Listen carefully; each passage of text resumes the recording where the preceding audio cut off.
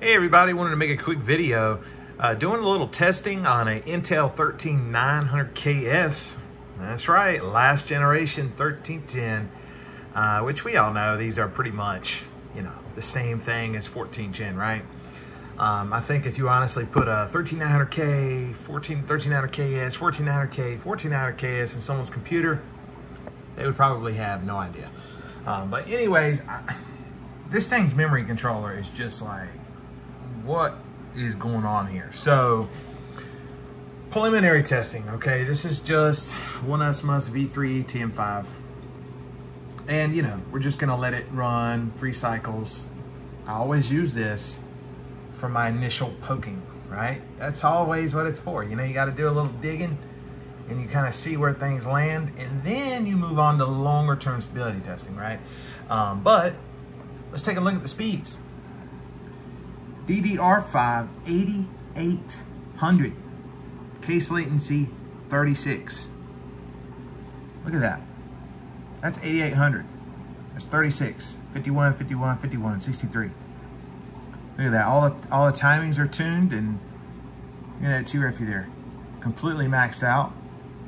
Even the secondary timings, right? We're running 17.8, 19.19, 16.8. 6448, got everything tuned up here, and it's just like, whatever, no problem. This doesn't even make any sense. How is it running this, even for 4 minutes? This is 8800, case latency 36. What is this thing? Like, this doesn't even make sense to me. Hyperthreading's on, okay? This is full chip, right? It's nothing, no voltage tuning, 0 voltage tuning. The only thing I've done is change the memory voltage. 1.62 volts to the memory, okay? IMC voltage, haven't touched it.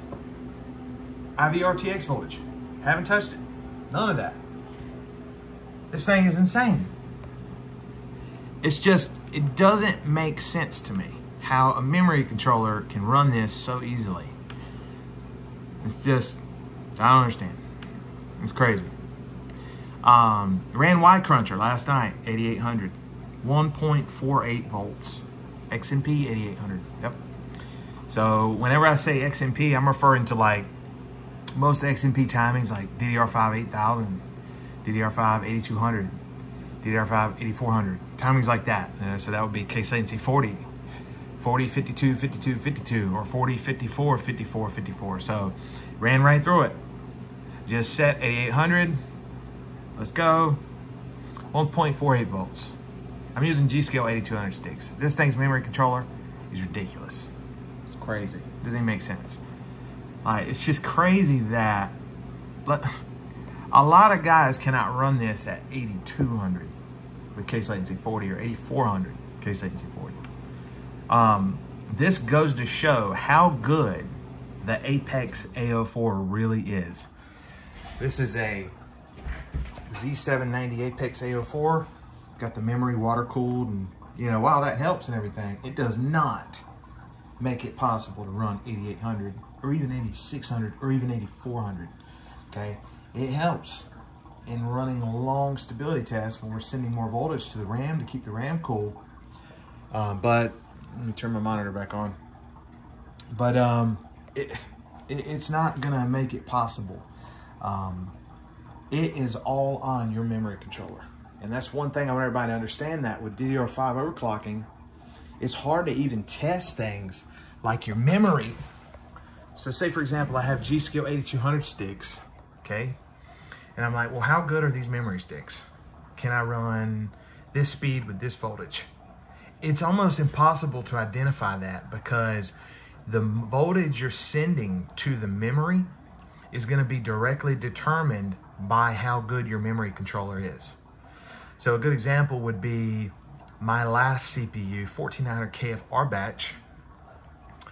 To run 8400, it would need about 1.45, 1.48 volts. Same RAM, same water cooling on it, same temperature, same everything, okay?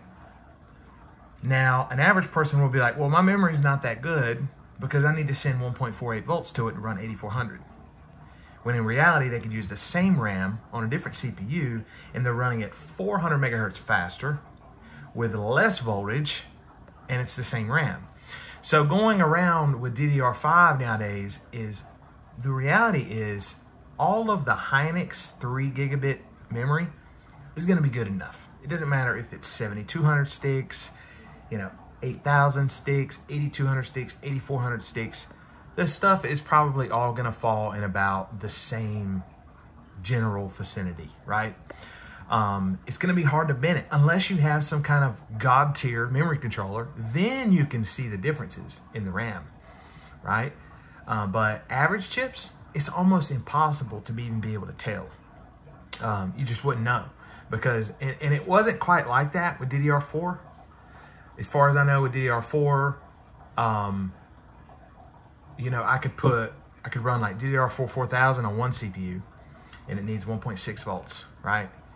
And then put it on another CPU, and that CPU either runs at speed or it doesn't, but the voltages are pretty much the same for the RAM. So, better RAM would benefit you. It's very, very different with DDR5, it seems, and I'm not sure I don't know. But that's just what I've learned. Another thing I want to talk about, since we're talking about memory overclocking, is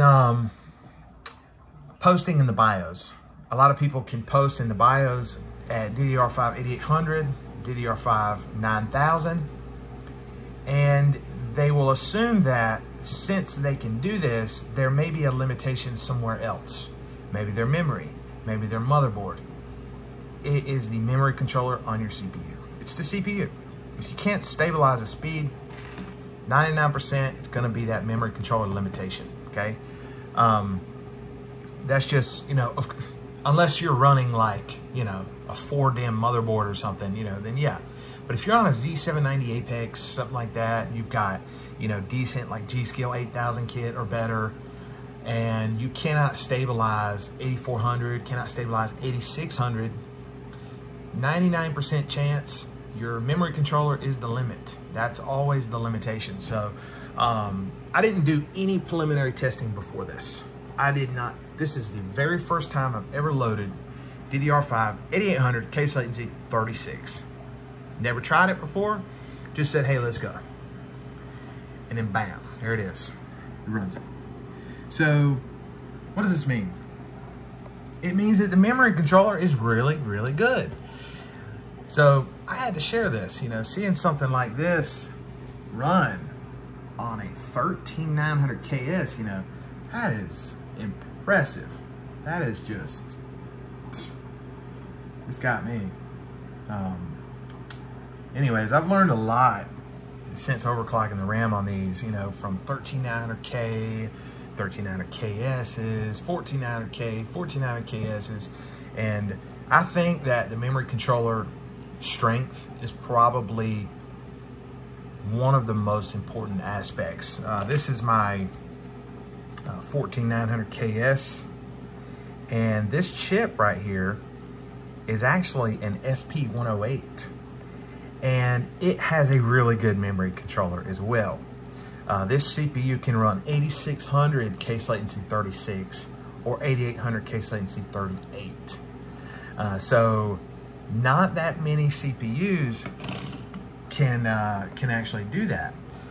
So it's always important to just, make sure you test your memory controllers, and don't worry about the SP rating so much, right? I would take a low SP CPU if it had an extraordinary memory controller, and I'd be happy with that. I see so many people who are just like, what's the SP rating? Bam, and they don't even think about the memory controller, when in reality, if you go and look at some of the comparisons from DDR5 7200 to DDR5 8600, right, tuned 8600, you'll see some of these CPUs getting upwards of 35% more frames per second. There's a good comparison on the YouTube channel guy, Bang for Buck Gamer. And so it's like Bang #4 Buck Gamer, and he's got a water chiller as far as I know, and he did DDR5 7200 versus DDR5 6000 versus 8600. And the differences in some of the titles were anywhere from like 10%, 15% to upwards of like 37%. Huge difference. So that can also be misleading in reviews of these CPUs as well. But the memory controller can do quite a bit, okay? Might as well let this finish, you know? First time loading 8800 C36 and thought it was pretty astounding. Full tune on there on the timings, and just thing is ripping, man. Like that's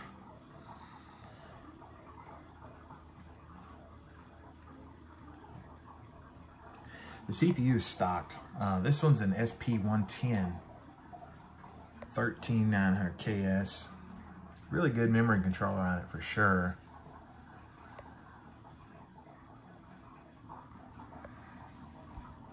If it's doing this, you already know it's going to be able to definitely stabilize Y Cruncher in like case latency 38 at least.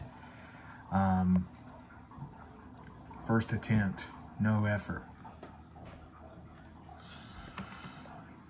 And that's another thing too to keep in mind with your memory overclocking on Intel Z690, Z790. You'll see people running, I see this all the time.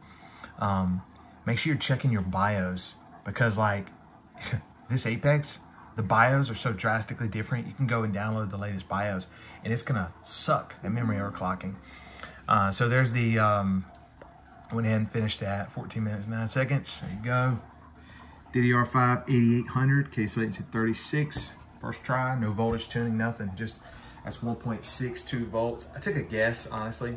I took just an educated guess, and it may be able to do that lower now. Real quick, when you're overclocking your DDR5 on these systems, you want to make sure you're checking your BIOS. There's a new BIOS 2503 for the Z790 Apex, and it completely neuters the ability to run 8600 C36 and 8800 C36. Why? I have no idea. The CPU overclocking aspect is great. CPU runs cooler, low voltage, low power, low temperatures, all that.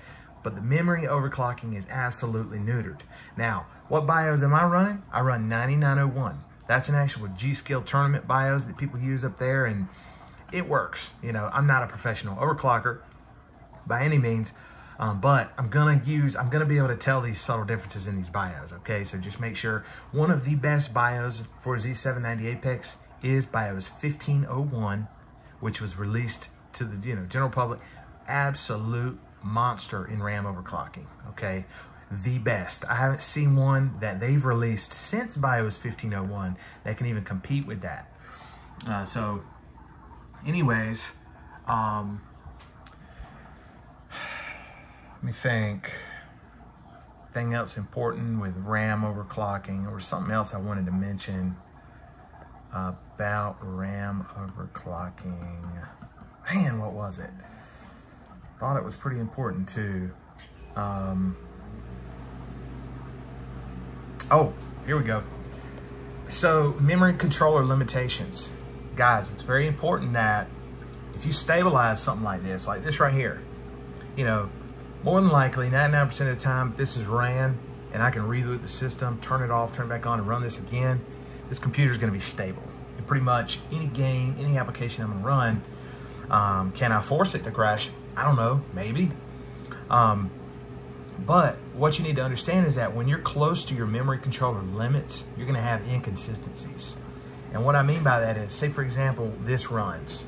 I may be able to turn my computer off, right? Hit the switch on the power supply, reload Windows, identical settings in the BIOS, run this again and it doesn't run.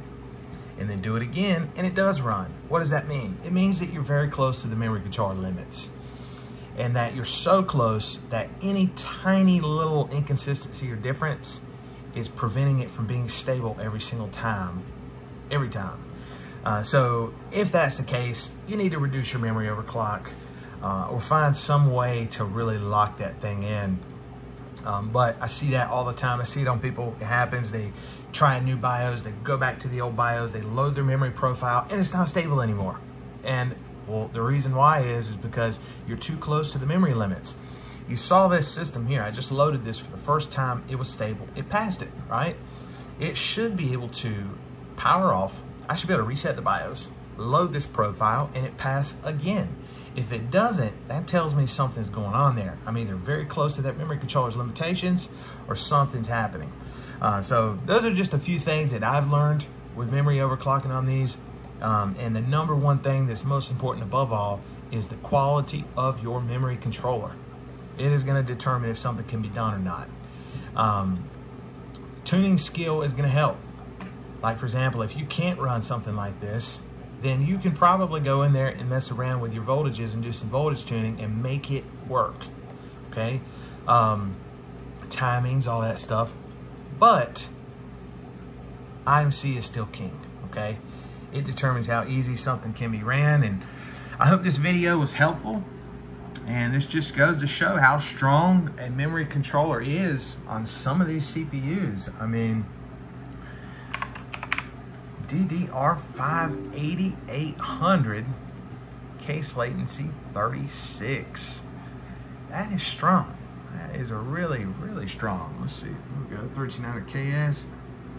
We got our Z790 Apex. This is an A04 board, by the way. We got our BIOS 9901. And yeah, there it is. We got the ring at 5 gigahertz. It's my G.Skill 8200 kit. No effort, guys. No effort. I hope this was helpful. I hope you enjoyed the video. If you have any questions, please comment, like, subscribe. See you all in the next one. Thanks.